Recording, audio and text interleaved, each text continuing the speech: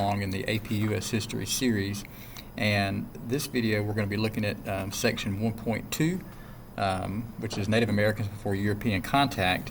And this period of course isn't hit as heavily as periods 3 through 8 in APUSH history, but there's still some concepts that you should need to know.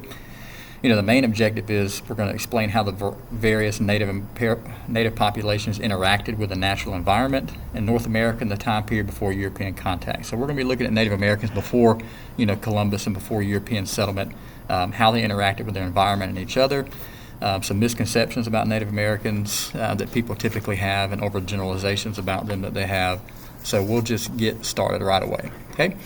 And the first Native Americans, they first arrived into North America, somewhere between 10 and 30,000 years ago. And they arrived from Eastern Asia, which in present-day northeastern, present-day Russia, or right where Siberia is, during the last ice age, during the Paleolithic ice age, again, 10 to 40,000 years ago. And this landmass you see right here called Beringia, during that ice age, we believe, based off archaeological evidence, that the waters around the Bering Sea and this northern ice cap froze and came down into North America, and it created a land bridge. And the first natives that came into North America were nomadic hunters and gatherers, and they didn't realize they were, passing into another continent, because, that wasn't really a concern to them or even known about. They were looking to survive as they depended on hunting the herds of mammals. So they came in from Russia, or present-day Russia, along that frozen land bridge that they called Beringia, named after a Danish explorer, Vitus Bering, and they came into North America pursuing a herd. And they were, again, nomadic people. They depended on the herd. It wasn't just because, they liked to hunt. They depended on it for survival. So they had to woolly rhinoceroses and mastodons and things like that they used for tools, for shelter, for clothing, and everything. So that's the Beringia land bridge theory. We think they came in 10 to 30,000 years ago, the first natives from Siberian Asia or present-day Russia. Now again, eventually climates began to change, and the temperatures began to thaw, and the ice receded. The water rose back up and eventually formed what we have today. But climate change and environment was everything to Native Americans. That's a key point. Natives were constantly adapting to their environment, and depending on what their environment was, affected their lifestyle. So some natives hunted, some natives eventually learned how to farm, some natives did both, some natives fished, some natives lived across the waters, some natives built stone dwellings and clay dwellings and arid regions of the desert. Natives adapted to their environment. That's a key point, because they had to. Now, eventually, there would be hundreds of different Native American languages, and natives were not one unified culture. They had their similarities, but they also had their differences. One of the similarities is, of course, they were polytheistic. They believed in nature gods and spirits. They believed in the communal ownership of land. They didn't believe necessarily buying land or anything like that. They typically used it as a tribe. Each member had their own role, and other members had theirs. And so they certainly had some similarities in that regard, and they all adapted to their environment. But they also had their differences, and they didn't all get along. Native Americans would conflict with each other, or war on each other, and push people off their land, take lands from other Native Americans. Some of them were peaceful, some of them traded. They were certainly not one homogeneous culture.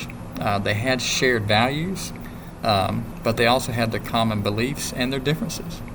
A lot of Native Americans didn't get along.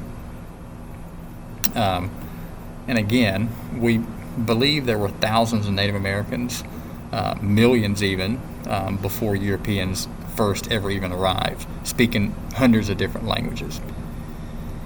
Now, the interesting difference between European and native languages, natives, there was more language families than in Europe. Europeans had fewer language families than natives had in the Americas. Central American Native Americans you would see larger civilizations, the Maya, the Aztec, and the Incas. When climates began to warm, agriculture was first carried out, first developed in Central America. Why is that important? Because it allowed Native Americans to control their food supply, and it allowed them to settle down into permanent civilizations and permanent settlements, first beginning in this Mesoamerican region, which is in between North America and South America, present-day Mexico and Central America. And their primary crop was corn, but they also grew beans and squash, pumpkins and avocados and other things like that. But corn was the primary staple crop. And again, this allowed them to settle in permanent villages. It also allowed other natives to do other things rather than just look for food. Some became religious leaders, some became craftsmen and made pottery, whatever. But agriculture and corn allowed natives to settle down into permanent settlements. One of the methods that they grew was a three-sister method. They blended squash, corn, and beans to grow together. One, functioned off the other. The corn stalk would grow up, the beans would use it to wrap and grow around, and the squash would act as a natural mulch at the bottom. One of the most infamous pre-Columbian civilizations in this period were the Mayas, located in present-day Yucatan Peninsula. They were polytheistic, they were excellent astronomers, had accurate calendars, had these temple pyramids they used to sacrifice and worship to their nature gods, a very large civilization, and very advanced. They had calendars that were just as accurate as any in Europe. You also had the Aztec, which you've already looked at the picture here. In present-day Mexico City, the Aztecs were conquerors. They typically conquested tribes that were nearby and brought them in to use them as slaves and even as captives for sacrificial ceremonies on their temple pyramids. Very similar as far as customs, as far as temple pyramids, agriculture, but they, again, were polytheistic. Aztecs were warriors. They typically would bring people into their empire after they conquested them. Some they would use for sacrificial elements, and they had these wooden swords they would use sometimes to injure their enemies so they could bring them back to sacrifice them in their temple pyramids. Heavy agricultural societies, mainly corn. In South America, you have the third of your great pre-Columbian civilizations, the Inca, located along the Andes Mountains in western South America, as you can see. They domesticated the llama. They grew the potato, and they had to adapt to their environment by having these terraces carved into the sides of mountains, which they used to grow crops. And they grew primarily potatoes, elaborate civilization. All three of these civilizations depended on irrigation to some degree, especially the Aztecs, because of their location. Now, irrigation, they would just store and channel water for their crops. Now, Native Americans north of Central America were not as large and weren't as powerful as the Aztecs and the Mayas. Most of them settled in smaller bands, but many of them did practice agriculture to some degree. Agriculture eventually spread from Mesoamerica into the Southwest and other parts of North America. But they weren't as large and sophisticated as the Aztecs and the Mayas in Central America. The southwestern Native Americans in present-day Arizona and New Mexico and Utah, for example, it was dry, so they did grow corn. They were agricultural societies. They depended heavily on irrigation because it was dry, and that's another adaptation to their environment. They needed irrigation to survive and use for agriculture. And if you'll see right here, they also used brick and clay homes because they had a lack of trees. So that's how they adapted to their environment. They were known as the cliff dwellers, the Anasazis being one tribe, because they had to carve homes in the sides of cliffs to survive. So agricultural, adapt with their environment, irrigation, cliff dwelling. Northwestern Native Americans, located in Oregon, Washington, Northwest coast, close to the river and the sea. So Fishing was big, lots of forests, so they didn't have as much agriculture there because they had natural food supplies, such a large amount of vegetation. They were known for their totem poles as well and their cedar plank. That totem poles they used for stories and myths. In the Great Plains regions, there were more hunters and gatherers, not as much agriculture here. The Lakota Sioux, known as buffalo hunters, that they used for food, for shelter, making their teepees, for clothing.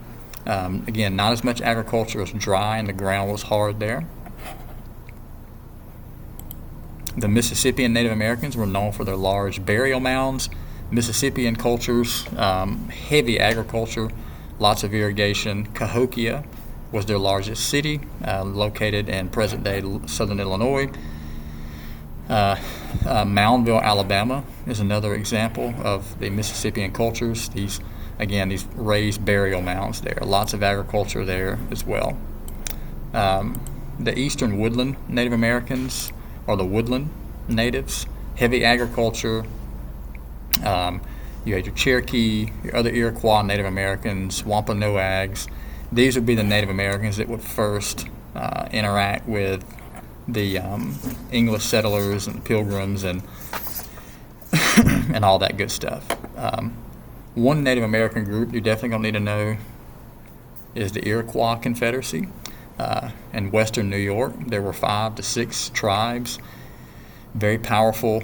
The Huron, the Oneida will be 2 of those tribes. They formed trade alliances, military alliances with English settlers and other Native Americans. Very, very powerful group. But the biggest thing about Native Americans, they were not one unified culture. They adapted to their environment, whether it was using irrigation and dry farming or the fishing in northwestern cultures such as the Chinook and the Salish. They all adapted their environment. They spoke many different languages, and they were not all homogenous. They were very varied in their beliefs. They didn't all get along. Some were peaceful, some were not. In North America, Native Americans were not as large of a civilization like you had in Mesoamerica. Agriculture began in Mesoamerica, corn being the primary crop in Native America, and that allowed Native Americans to settle into permanent civilizations. Some didn't. Some continued to hunt. Some did both. But that is Unit 1.2, Native Americans before European arrival.